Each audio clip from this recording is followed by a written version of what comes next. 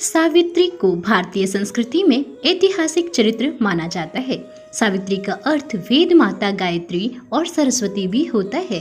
इस व्रत में वट वृक्ष का बहुत ही खास महत्व होता है, जिसका अर्थ है बरगद का पेड़। इस पेड़ में काफी शाखाएं लटकी होती हैं, जिन्हें सावित्री देवी का ही रूप माना जाता है। पुराणों के अनुसार बरगद के पेड़ में तीनों देवता ब्रह्मा विष्णु महेश का वास होता है, इसलिए इस पेड़ की पूजा करने से मनुष्य की सभी मनोकामनाएं पूर्ण होती हैं। नमस्कार मेरे प्यारे भाई बहनों, वीपीडी एंटरटेनमेंट चैनल में आप लोगों का बहुत बहुत स्वागत है। यदि आप जानकारी चाहते हैं कि वट सावित्री व्रत कब है, इसकी पूजा विधि क्या है और कौन कौन सी पूजन सामग्री इसमें लगती है, इस व्रत का महत्व क्या है, तो आप बिल्कुल सही वीडियो पे आए हैं। तो दोस्तों सबसे पहले बात करते हैं कि सुहाग का यह पर्व, जी हाँ दोस्तों, हिंदू धर्म में और हमारे भारत में सबसे बड़ा पर्व यह माना जाता है। सावित्री व सत्यवान की कथा तो हम सभी लोगों ने सुनी होगी। जी हाँ दोस्तों, उसी कथा से जुड़ा हुआ ये व्रत होता है।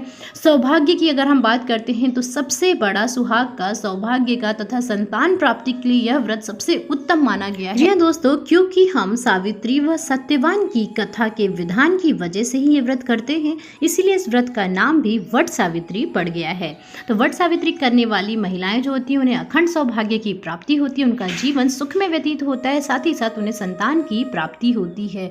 तो जो भी माताएं बहनें इसकी कथा जिन्होंने नहीं सुनी हो, तो वो हमारे चैनल पर जाकर के वो वीडियो ढूंढ सकती हैं। दोस्तों वहां पर मैंने वट सावित्री की कथा का वीडियो पहले से ही आपके लिए अपलोड कर दिया है, तो उस वीडियो को आप जरूर देखिएगा।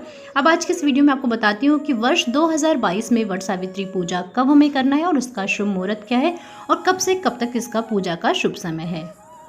तो मेरे प्यारे भाई बहनों, वट सावित्री व्रत वर्ष 2022 में सोमवार 30 मई के दिन मनाया जाएगा। वट सावित्री व्रत का पूजा समय जो है, अमावस्या तिथि शुरू हो रही है 14:55 29 मई 2022 को। अमावस्या तिथि खत्म होगी 17 बजे 30 मई 2022। तो दोस्तों इस अनुसार हमारा वट सावित्री व्रत जो है वो होगा 30 मई 2022 दिन सोमवार को। तो दोस्तों वैसे तो वट सावित्री व्रत हर जगह अलग अलग तरीके से मनाया जाता है। जैसे आपके घर के बूढ़े बुजुर्ग कहते हैं, जैसे आपकी सास कहती है, आपकी दादी माँ कहती है, आप उसी अनुसार पूजन कीजिए। किंतु जैसे हमारे यहाँ होता है वो मैं आपको बताती हूँ। हमारे यहाँ पूजा में जो बांस की टोकरी होती है उसमें पूरा सामान रखा जाता है। सुहाग का जितना सामान होता है, स्त्रियों का सिंदूर बिंदी से लेकर के आप जितना भी श्रृंगार का सामान इस्तेमाल करते हैं, जैसे कि चूड़ियाँ, मेहंदी, सिंदूर, बिंदी, मांग टीका, इसके बाद शीशा, कंघी, सारी चीज़ें आपको वहाँ पे रखनी होती है। आलता आपको वहाँ पे रखना होता है। इन सभी चीज़ों को हम वृक्ष के पास चढ़ाते हैं। इसके साथ ही साथ हमारे यहाँ पूड़ी पुआ बनाने का विधान है। अगर आपके यहाँ भी होता है तो आप ज़रूर कीजिएगा। अगर कुछ अलग तरीके से होता है तो जैसे आपके बड़े बुजुर्ग बताते हैं आप वैसे कीजिएगा। तो पुआ पूड़ी बनाए जाते हैं, जो कि 12-12 की संख्या में वट सावित्री में चढ़ाए जाते हैं। दोस्तों सबसे महत्वपूर्ण जो कि हमारे यहाँ होता है वो मैं आपको बता रही हूँ कि चने। जी हाँ दोस्तों, काले चने हमें रात में भिगो देने होते हैं और उन चने को ही लेकर के हमें 12 चने लेकर के फेरी लगानी होती है। तो जब हम फेरी लगाएंगे तो हर फेरी में हमें एक चना वहाँ पर जहाँ से हमने फेरी शुरू की है वहाँ पर एक चना हमें छोड़ना होता है। तो इस तरह से आपको अच्छा सा यानी कि आधा कटोरी तक चना आपको भिगो लेना है, क्योंकि उन्हीं चनों से हमें व्रत भी खोलना होता है। उन्हीं चनों को पहली बार हमें गटकना होता है और साथ ही साथ फेरी लगाने के लिए हमें 12 चने चाहिए होते हैं। पूजा स्थान पर जहां हम बाकी चीज़ें चढ़ाते हैं वहां पर हम कच्चे चने भी चढ़ाते हैं। तो इस चीज़ का भी विशेष रूप से आपको ध्यान देना है कि चना जो है आपको काला चना एक दिन पहले भिगो देना है ताकि वो अच्छे से फूल जाए। उसे आपको पकाना नहीं है बिल्कुल भी, इस चीज़ का ध्यान रखिएगा। कच्चे चने ही चढ़ाए जाते हैं और उन्हीं चनों को लेकर फेरी लगाई जाती है। साथ ही साथ उन्हीं चनों के साथ व्रत भी खोला जाता है। अब दोस्तों बात करते हैं नवविवाहिता की, जिनका अभी अभी विवाह हुआ है या जिनकी पहली वट सावित्री पूजा है, वो किस प्रकार से करें। सबसे पहली और महत्वपूर्ण चीज़ की जो आपके विवाह का जोड़ा है, जो भी आपने लहंगा या साड़ी पहनी थी उस दिन जिस दिन आपका विवाह हुआ था या जिस दिन आपकी विदाई हुई थी, जो आपने पहना था उसे आज के दिन दोहराने का पूरा प्रयास करें। यानी अगर आप वट सावित्री वाले दिन वही साड़ी या फिर वही लहंगा पहनते हैं तो बहुत ही शुभ, बहुत ही ज़्यादा शगुन माना जाता है।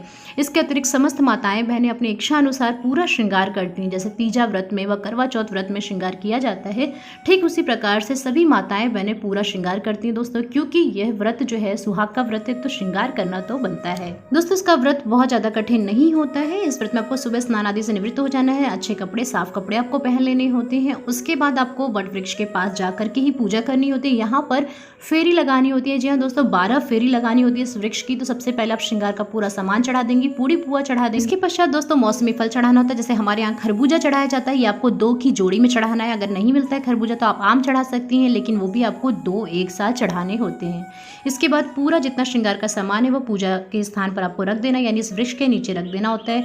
सारी चीज़ें चढ़ाने के बाद हमें फेरी लगानी होती है। 12 फेरी आप देख सकते हैं, जैसे इस वृक्ष में बाकी माताओं बहनों ने फेरी लगा रखी है, इस प्रकार से हमें फेरी लगानी होती है। और साथ ही साथ उस समय सावित्री सत्यवान को हमें याद करना होता है, और साथ ही साथ हमें भगवान से यानी ब्रह्मा विष्णु महेश तीनों देवताओं से हमें प्रार्थना करनी होती है कि हमारे पति की वो सदैव ही रक्षा करें, उन्हें दीर्घायु प्रदान करें और हमारे संतानों की सदैव ही रक्षा करें। तो इस प्रकार की मनोकामना के साथ ये माताएं बहनें खुशी खुशी यहाँ पर फेरी लगाती हैं। 12 फेरी पूरी होने के बाद आपको जो धागा आपने ले रखा है उसे तोड़ना नहीं होता है। बचे धागे को आपको पेड़ के साथ वहीं पर फंसा देना होता है। अब दोस्तों इसके पश्चात आपको वहाँ से सुहाग लेना होता है, मांग भरनी होती है। ये मांग आप अपने बड़ों से भरवा सकते हैं, जैसे आपकी सासू माँ, आपकी जेठानी ये काम कर सकती हैं। तो और आपस में बदला जाता है, यानी कि जो आपने सुहाग का सामान और फल फ्रूट अपने आंचल में लिया होता है जिसको लेकर के हम फेरी लगाते हैं, तो फेरी लगाने के पश्चात आपस में से बदला जाता है। तो दोस्तों अगर आपके घर में देवरानी जेठानी आप लोग ये व्रत कर रही हैं तो आपस में बदलना इसे बहुत ही अच्छा माना जाता है। तो इस प्रकार से बदला जाता है और वो आपको सुहाग देती हैं, यानी कि आपकी मांग भी साथ ही साथ भरती हैं। और उसके बाद आप वहीं पर उसी स्थान पर अपना व्रत चाहे तो खोल सकती हैं, वहीं पर आप चाहे तो जल ग्रहण कर सकती हैं। कुछ माताओं बहनों के यहाँ पर पूरे दिन का व्रत होता है, तो वो आप अपने हिसाब से करिएगा दोस्तों, जैसे आपके यहाँ होता है। हमारे यहाँ ऐसा नहीं होता है। हमारे यहाँ यानी कि यूपी साइड में क्या होता है कि व्रत करने के बाद आपने सुबह से व्रत कर रखा है, लेकिन जब आप वट वृक्ष की पूजा कर लेते हैं, उसकी फेरी लगा लेते हैं और वहाँ पे सारी चीज़ें चढ़ा देते हैं और उसके बाद आप सुहाग ले लेते हैं, तो उसके पश्चात आप वहीं पर अपना व्रत खोल सकते हैं, वहीं पर आप पानी जो है ग्रहण कर सकते हैं। तो मेरी प्यारी माताओं बहनों, आज की वीडियो में इतना ही। जितनी भी जानकारी थी, जैसे उत्तर प्रदेश में वट सावित्री व्रत किया जाता है, वो सारी जानकारियाँ मैंने आपको इस वीडियो में बता दी है। इसके अतिरिक्त भी यदि आप कुछ भी जानना चाहते हैं तो मुझे कमेंट कीजिएगा, मैं आपको उसका जवाब ज़रूर दूंगी। तो मेरे प्यारे भाई बहनों, अगर आज का वीडियो आपको पसंद आया हो, जानकारी अच्छी लगी हो, तो वीडियो पे एक लाइक ज़रूर कर दीजिएगा और चैनल को ज़रूर सब्सक्राइब कर लीजिएगा, ताकि मेरा और आपका रिश्ता इसी प्रकार से बना रहे। तो बहुत जल्द मिलते हैं नए वीडियो में कुछ नई जानकारियों के साथ। आप सभी को वट सावित्री व्रत की हार्दिक हार्दिक शुभकामनाएं। जय भोलेनाथ, जय माँ पार्वती।